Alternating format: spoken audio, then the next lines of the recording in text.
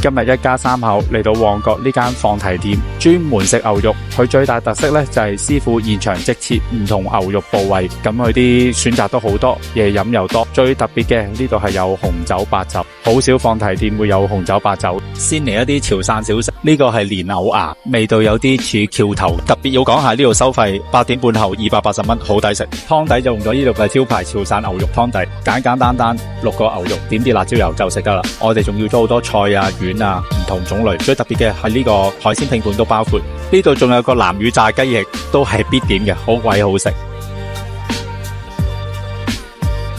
雪花，阿女話好食，確實係好味喎。